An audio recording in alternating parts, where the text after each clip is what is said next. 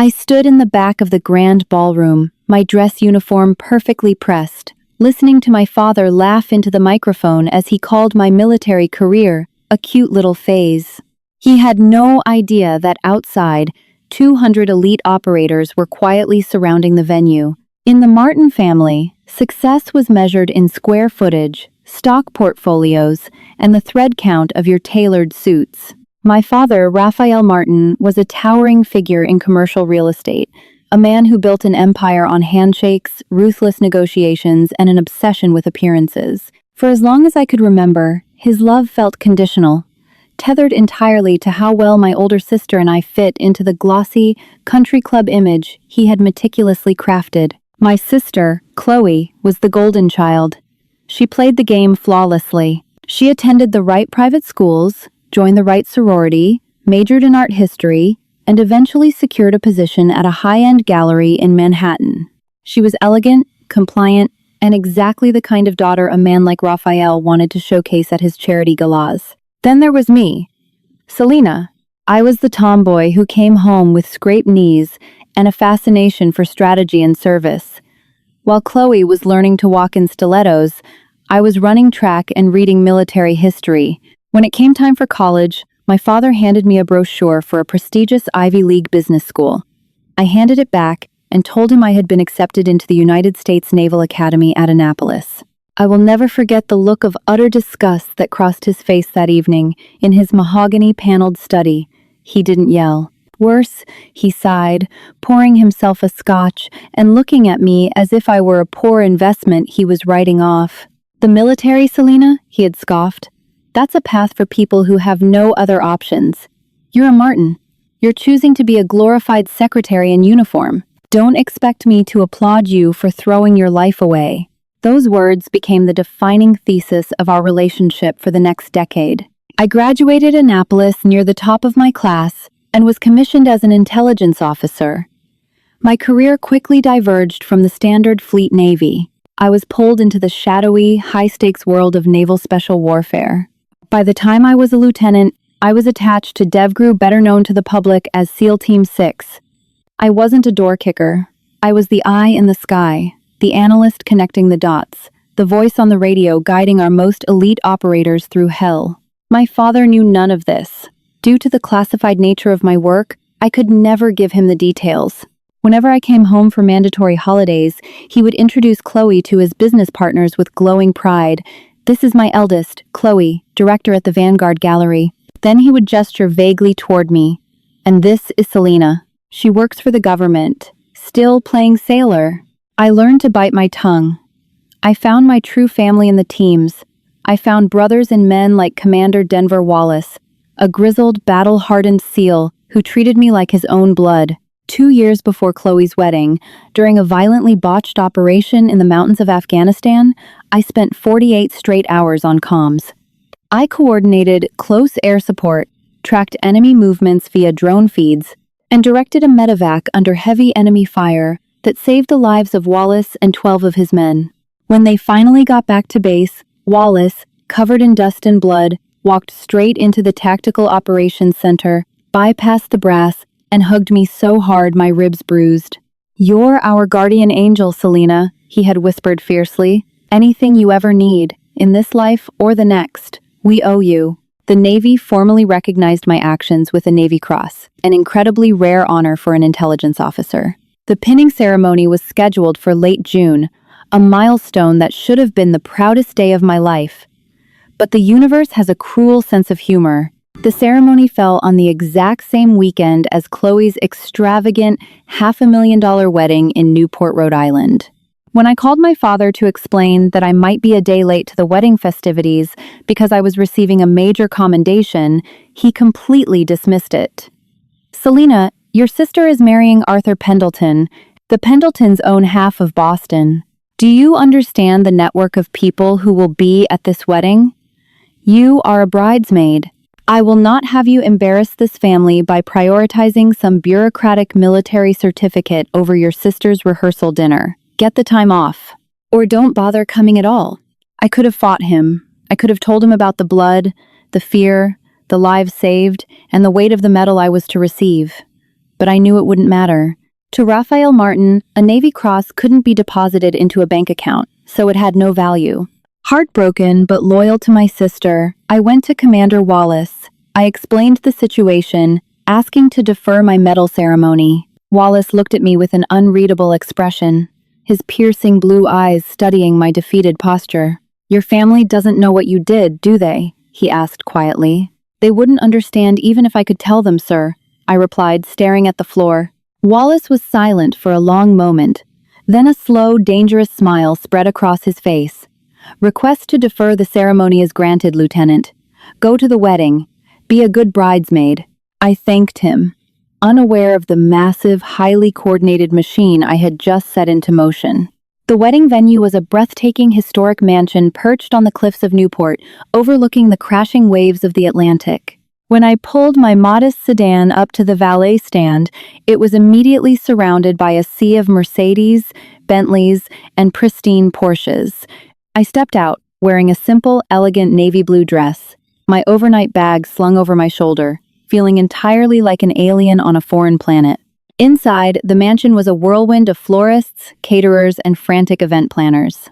I found Chloe in the bridal suite, surrounded by her other bridesmaids, all old sorority sisters, who looked like they had stepped out of a Vogue editorial.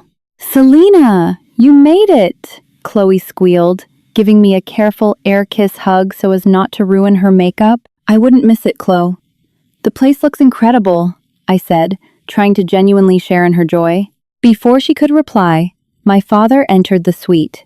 He was impeccably dressed in a custom Tom Ford suit, holding a crystal glass of bourbon. His eyes swept over the room, softening when they landed on Chloe, but hardening instantly when they shifted to me. "Selena," he said, his voice flat, "I see you managed to get away from the filing cabinets." The other bridesmaids awkwardly averted their eyes. I forced a polite smile. "Good to see you too, Dad." "Yes, I got the leave approved." "Well, try to blend in," he said dismissively.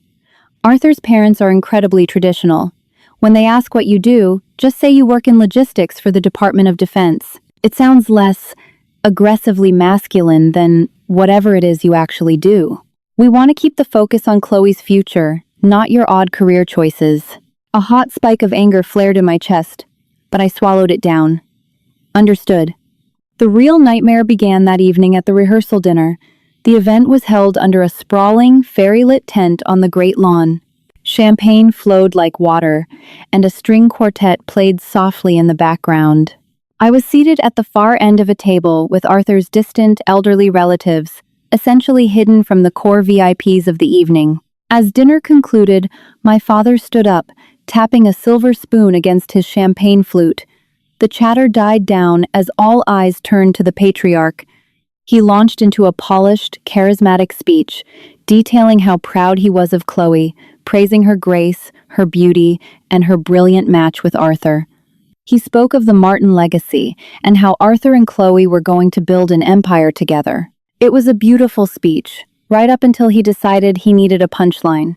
"You know, raising two daughters is a study in contrasts," Raphael announced, his voice booming through the microphone. He looked directly at me, a patronizing smirk on his face. Chloe was always my princess. She understood the finer things, the importance of culture and society, and then, of course, we have Selena. A few people chuckled nervously. I froze, staring down at my half-eaten salmon.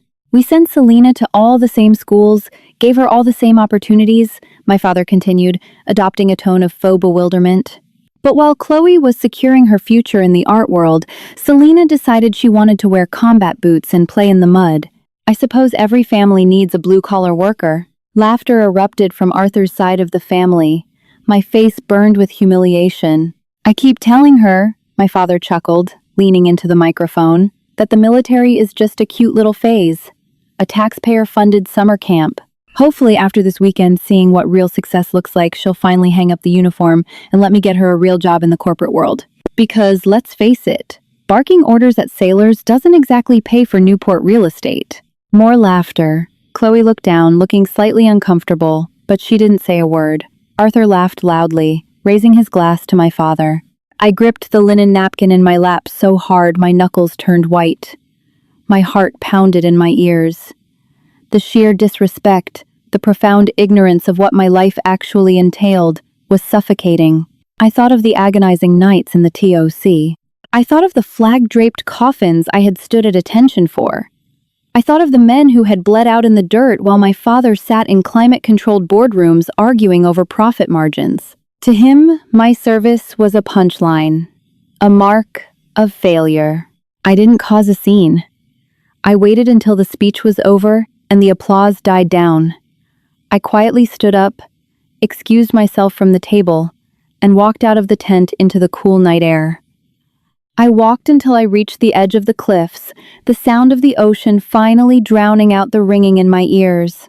Tears of pure rage pricked my eyes. I pulled out my phone. I didn't even know who I was going to call. I just needed an anchor to my reality. Before I could dial, my screen lit up.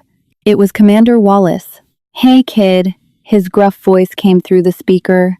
"How's the caviar?" "Sir," I managed to say, my voice cracking slightly. I cleared my throat, trying to regain military bearing. "It's fine. It's a beautiful venue." Wallace paused. He knew me too well. "Who disrespected you, Selena? Was it the old man?" I let out a bitter, shaky breath. "It doesn't matter. Just rehearsal dinner speeches. Standard family dynamics. I'm fine, Commander. Just getting some air." "Selena," Wallace said, and his tone shifted from paternal to absolute command. It was the voice he used when bullets were flying. "You hold the line. You keep your head high tomorrow. Do you understand me?" "Yes, sir." "Good. Enjoy the wedding, Lieutenant. Out." He hung up before I could say another word. I stared at the phone, confused by his abruptness, but the familiar authority in his voice centered me. I wiped my face, straightened my spine, and walked back to the mansion. I would survive this wedding. I would smile for the cameras, hold my sister's dress, and then I would go back to my real life. I awoke the next morning to the frantic energy of the wedding day. The house was a beehive. Makeup artists hovered, curling irons sizzled, and mimosas were poured by the gallon.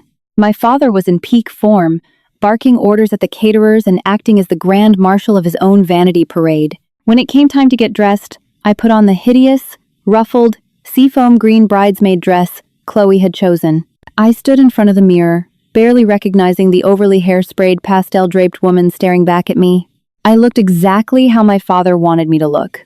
Harmless, decorative, and completely stripped of my identity.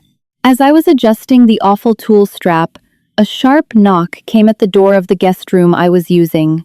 Before I could answer, my father pushed the door open. He looked me up and down, nodding in approval. "See?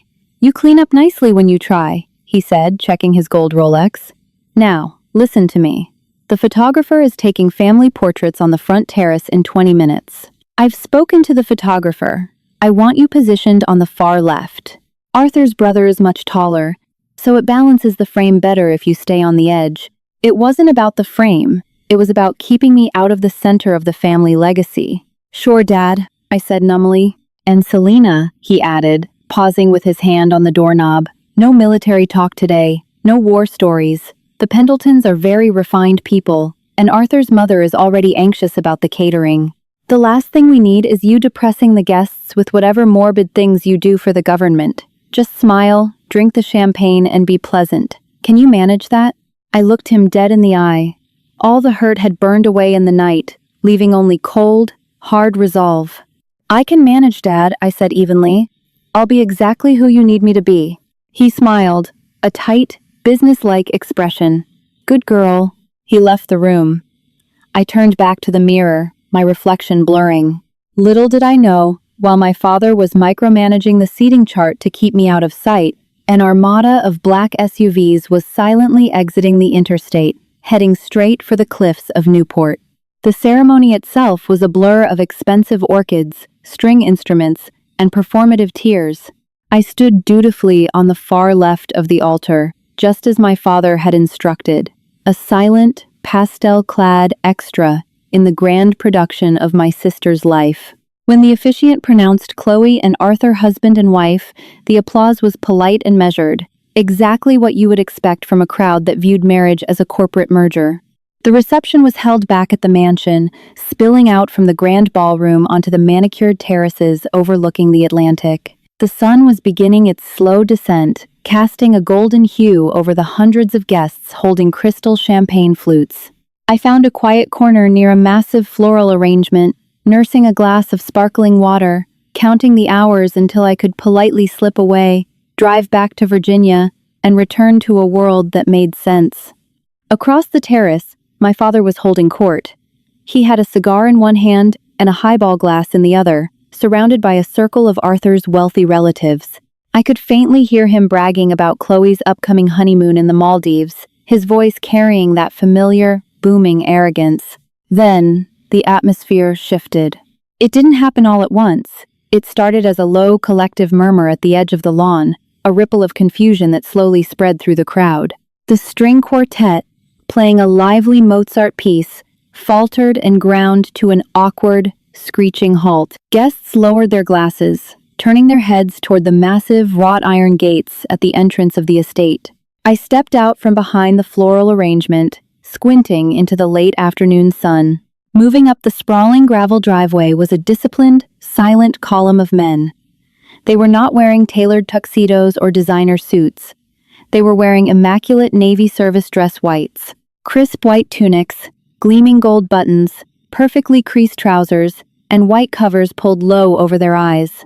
There were not just a few of them, there were dozens, hundreds, a phalanx of the most lethal, highly trained operators on the planet, marching with terrifying synchronized precision. The crunch of their polished shoes against the gravel was the only sound cutting through the stunned silence of the country club elite. At the head of the formation, his chest heavy with ribbons and the golden trident warfare pin shining brightly, was Commander Denver Wallace. My breath caught in my throat. My hands began to tremble. What were they doing here? This was 200 miles from base. This was a private, highly secured civilian event. My father, sensing the disruption to his perfectly orchestrated evening, pushed his way to the front of the terrace. His face was flushed with anger, his cigar clamped tightly between his teeth. He gestured wildly to the harried wedding planner and the team of private security guards in black suits, who were currently frozen like deer in headlights, completely intimidated by the wall of military muscle advancing upon them. "Excuse me," my father barked, his voice echoing across the lawn. "What is the meaning of this? This is a private event. Security. Who let them through the gates? I demand you turn around and leave my property immediately." The formation halted as one, the sound of 200 heels snapping together, sounding like a thunderclap. Commander Wallace stepped forward, closing the distance between the lawn and the marble terrace. He looked at my father, his icy blue eyes sweeping over the Tom Ford suit and the indignant red face. Wallace possessed an aura of absolute terrifying authority that money simply could not buy. "Mr. Martin, I presume," Wallace said, his voice calm, deep, and carrying effortlessly without a microphone. "Yes, I am Raphael Martin," my father spat, puffing his chest out. "And unless you have a warrant or an invitation, you are trespassing on a privately leased estate. I know senators, Commander. I will have your rank for this disruption." Wallace didn't even blink. "Call whoever you want, Mr. Martin. We are not here for your party." My father narrowed his eyes. "Then what the hell are you doing here?" Wallace slowly turned his head, his gaze sweeping over the crowd of terrified billionaires, confused socialites, and gaping bridesmaids. Finally, his eyes locked onto me, standing in the shadows of the terrace in my hideous seafoam dress. A fierce, protective warmth radiated from his expression. "We are here," Wallace announced, his voice ringing out with absolute clarity. "For the lieutenant." A collective gasp rippled through the guests. Every head, including my father's and my sister's, snapped in my direction. I felt paralyzed, my heart hammering against my ribs like a trapped bird. "Selena?" my father sputtered, looking back and forth between me and the commander. What does my daughter have to do with this? She's just a logistics coordinator, a secretary." Wallace's jaw tightened. The operators standing behind him shifted, a subtle but distinct ripple of collective hostility at my father's words. "A secretary," Wallace repeated quietly, the word dripping with lethal disdain. He took another step up onto the terrace, closing the distance to my father. "Let me tell you exactly who your daughter is, Mr. Martin." since you seem so catastrophically uneducated on the matter." Wallace turned his back on my father, dismissing him entirely, and addressed the crowd. "2 years ago, in the Hindu Kush Mountains, my team was ambushed." Wallace's voice resonated, raw and commanding. "We were outgunned, pinned down, and bleeding out. The enemy had the high ground. The radio networks were jammed. We were looking at a total loss of life for 12 operators. That is, until Lieutenant Selena Martin ripped through the interference, established an unauthorized uplink, and took control of the battle space." The crowd was dead silent. The champagne flutes were forgotten. Chloe stood at the edge of the dance floor, her hands covering her mouth, her eyes wide with shock. "For 48 straight hours, your secretary did not sleep, eat, or step away from her terminal," Wallace continued, pointing a gloved finger at me. "She manually guided close air support strikes within 50 meters of our position. She coordinated a hot extraction under heavy enemy fire. Every single man standing behind me today, husbands, fathers, sons, is breathing right now because of her unmatched tactical brilliance, her unyielding courage, and her absolute refusal to let us die." Tears spilled over my eyelashes, tracking hot and fast down my cheeks. The crippling isolation I had felt in this family, the years of quiet humiliation, the biting comments from my father, it all shattered under the weight of Wallace's words. "Last night, I spoke to the lieutenant," Wallace said, turning his gaze back to my father. "She sounded broken.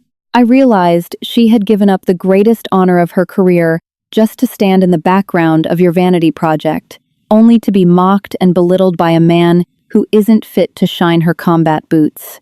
My father took a step back, all the color draining from his face. His mouth opened, but no sound came out. The powerful real estate mogul was entirely stripped of his power, exposed and dwarfed by the reality of true sacrifice. "When I told the men that Lieutenant Martin deferred her medal ceremony to endure your disrespect, the decision was unanimous," Wallace declared. "If the lieutenant couldn't come to the ceremony, the United States Navy would bring the ceremony to her." Wallace gave a sharp nod. From the ranks, a Master Chief stepped forward, holding a polished mahogany box. He opened it, revealing a gleaming bronze cross hanging from a navy blue ribbon. "Lieutenant Selena Martin, front and center," Wallace barked, his voice reverting to the sharp, booming cadence of the parade deck. My legs moved on autopilot. I stepped down from the terrace and walked onto the grass. I ignored the gasps of the guests. I ignored Chloe's stunned sobbing. I ignored my father, who was staring at me as if he were seeing me for the very first time. I marched straight up to Commander Wallace and snapped into a rigid position of attention. The Master Chief unrolled a piece of parchment and began to read. "The President of the United States takes pleasure in presenting the Navy Cross to Lieutenant Selena Martin, United States Navy, for extraordinary heroism in action against an armed enemy. By her daring actions, exceptional situational awareness, and loyal devotion to duty in the face of insurmountable odds, Lieutenant Martin reflected great credit upon herself and upheld the highest traditions of the United States Naval Service." Wallace took the heavy bronze medal from the box. He stepped up to me, carefully pinning the Navy Cross directly onto the cheap, seafoam green tulle of my bridesmaid dress. The contrast was staggering, a symbol of ultimate, bloody sacrifice resting against the fabric of superficial pageantry. "We got you, Selena," Wallace whispered, so only I could hear, his eyes shining with unshed tears. "We always got you." He took a step back. "Hand salute." In perfect, terrifying unison, 200 elite operators raised their white-gloved hands in a crisp salute, honoring me right in the middle of my father's $500,000 lawn. I raised my trembling hand and returned the salute, the heavy metal of the Navy Cross pressing against my chest. In that moment, surrounded by men who had walked through hell by my side, the shadows of the Martin family legacy vanished. I didn't need my father's approval. I didn't need a seat at his table. When the salute dropped, I didn't return to the terrace. I didn't look back at my father, who was now quietly shrinking away under the judgmental glares of his elite guests. I didn't look at Arthur's family, who were furiously whispering among themselves. I unpinned the corsage from my wrist, let it drop onto the manicured grass, and walked out the front gates with my real family. If this story of honor, respect, and family drama kept you hooked, make sure you smash that like button and share it with someone who needs a reminder of what true loyalty looks like. Don't forget to subscribe to the channel and ring the notification bell so you never miss out on more incredible, heart-stopping real-life stories. Drop a comment below to tell me what you would have done if you were in Selena's shoes.